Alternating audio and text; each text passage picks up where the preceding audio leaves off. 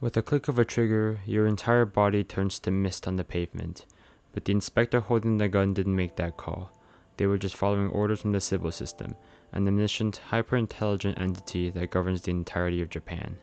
That's the premise of Psychopaths. The gun is called the Dominator, and depending on what it decides about you, it will either paralyze you or disintegrate you on the spot. Just as a side note, I will only be talking about Season 1 because I can go on a 20-minute tangent about why every single sequel failed to live up to the standard this season had set. When one points a Dominator at someone, it scans their brain and calculates a number called a crime coefficient. This tells the officer holding it whether that person is an upstanding citizen, unstable and in need of therapy, or too far gone to consider arrest. Sybil doesn't just police crime either. It runs the whole country. Your job, the media, all of it gets filtered through whether it keeps your psychopaths or your overall mental clarity in a healthy range. Stress too much, and Sybil will notice, and Sybil will respond. But what truly happens to people when you hand them a perfect, all-seeing judge? There's an old idea in political philosophy that you don't actually need to punish people to control them. You just need them to believe they're always being watched, and they will start controlling themselves. Under the Sybil system, most people aren't forced to obey it at all, but instead, they're relieved and blindly follow anyway. Sybil took away the hardest job a person can have, deciding what's right and who deserves a second chance. Ironically, it works. The Sybil system is closer to a utopia than it is a dystopia. Crime is almost non-existent, people are matched to careers they're suitable for, stress gets managed before it curdles into something violent. In reality, most citizens are genuinely happy. Sybil runs on the very old idea of utilitarianism, the belief that the right choice is whatever produces the greatest good for the greatest number. And by that math, Sybil is a triumph. It buys peace and safety for millions. The only cost is the handful of people it has to grind up to get there, a rounding error, and also the main cast of the story. Inspector Akane Tsunemori is a brand new detective and top of her class. Despite the many opportunities for different career paths, she decided to join the Public Safety Bureau. That's where she was introduced to fellow Inspector Nobuchika Ginza and Public Safety's enforcers, also known as Sybil's hunting dog. Enforcers are individuals whose psychopaths is spiked beyond the threshold of no return, and instead of being disposed of, are deemed useful for hunting other criminals so as to not to taint the inspector's hands with dirty work, especially since they supposedly share a similar train of thought with their targets. One of those enforcers is Kogami Shinya, a former inspector. An investigation that resulted in the mutilation of his enforcer earlier in his career clouded his psychopaths, and Sybil demoted him to an enforcer. His entire existence orbits around one goal: catching our main antagonist, Shogo Makishima. Makishima has an uncanny way with persuasive speech and great charisma. His main idiosyncrasy is how he remains untroubled, also known as criminally asymptomatic, for any crime he commits or induces. No matter whose throat he slits, his crime coefficient and state of mind stay clear, which means that because society has defaulted to the notion that danger is proportional to mental instability, he is, in the eye of Sybil, harmless. During the first few episodes, Makishima encouraged those whom he saw as having violent potential. In his own words, the only time people really have value is when they act according to their own will, and this freedom was stripped away by Sybil long ago. The people he picked all held similar philosophies, that Sybil was destroying the nation and that their work would release them from its claws.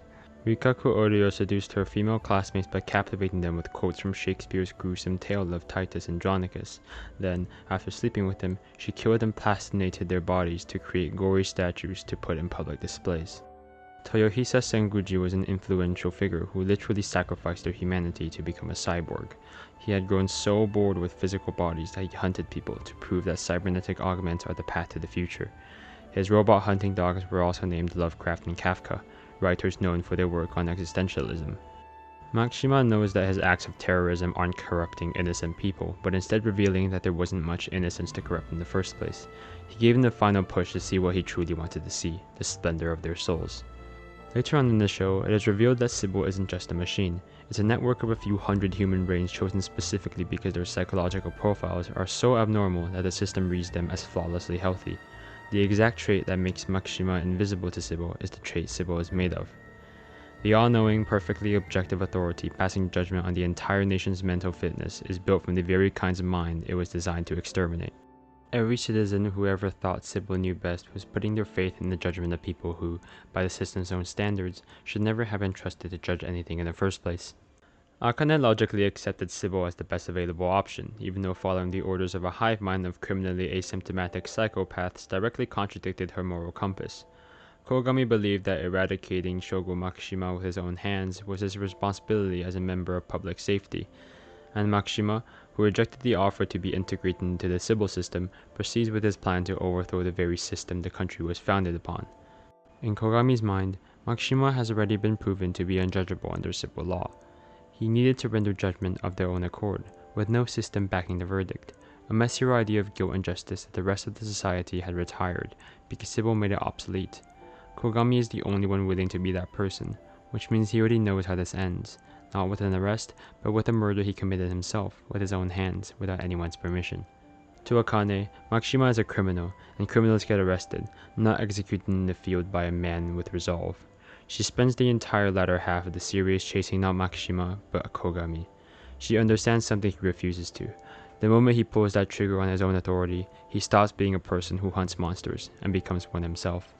In another lens, it's about the principle. Akane's whole worldview rests on the idea that no single human being should ever hold the power to decide another person's life or death. That's the entire reason Sybil existed, to take that unbearable weight off of human hands, so nobody has to carry it. So she keeps a Dominator in her hand, set to Paralyzer mode. Her plan is almost painfully naive. Catch Makishima alive, lock him away, and let the system bear the responsibility that Kogami wants to shoulder alone. She isn't defending Sybil, but defending the idea that judgment should never belong to a man with a gun, even when that man is right. If we really think about it, Akane didn't pick a side. Everyone else in the story takes one of two options. You can reject Sybil completely and watch the whole country collapse into the chaos it was built to prevent, or you can swallow your doubts and become Sybil's loyal servant. Akane refuses both. She sees exactly what's wrong with Sybil, and she still won't burn it down because she's seen what the alternative costs. At the same time, she won't surrender her own judgment to it.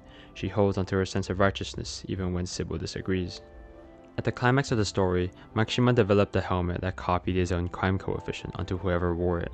That meant that one could get away with any crime and bypass Sybil's scanners if they had one on. Makishima mass distributed the device throughout the city, and anarchy ensued. He gave people the freedom of choice, and the way they demonstrated it was through bloody spectacles of murder. Makishima proved that Sybil suppressed but didn't remove the human instinct for destruction. In the final episode, Psychopaths delivered my favorite conclusion to any cyberpunk dystopian media I've ever consumed. An injured Makishima stumbles through the fully automated farms controlled by Sybil. Kogami chases after him with a real firearm made long before Sybil ever existed, carrying no scanner and no verdict but his own. Akane follows close behind, chasing Kogami, attempting to stop him from committing a real crime. And Makishima, dying, gets the ending he's been arguing for the entire series, proof that the human instinct is still intact. Kogami raises the gun, and as the trigger was pulled,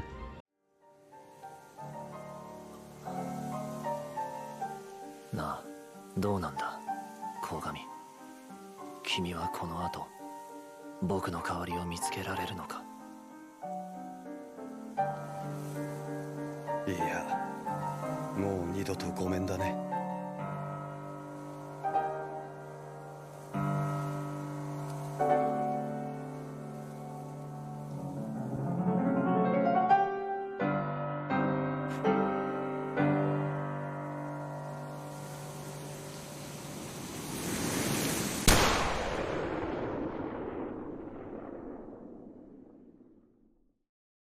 Throughout the series, Kogami hunted Makishima because Makishima was the one man Sybil couldn't touch.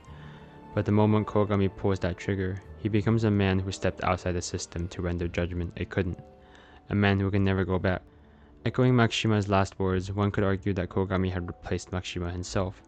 The hunter and his prey were always two versions of the same person, the last two men in Japan willing to decide, for themselves, what justice meant. This was the third time I rewatched Psychopaths, and every time I take away just a little more from every character. All the subtleties in how well designed Shogo Makishima was as a villain.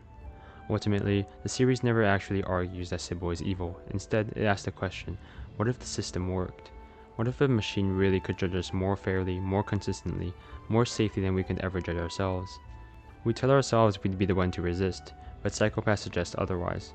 Every time we let an algorithm pick what we watch, who we date, what we believe, every time we'd rather be told than have to decide, we're making a smaller version of the same trade. We're not being conquered, we're volunteering. Psychopaths was never really asking whether a perfect judge is possible. It was asking what we're willing to give up in exchange for never having to make a hard call again. And the terrifying part isn't that the answer might be everything. It's that we'd give it up with both hands and a smile.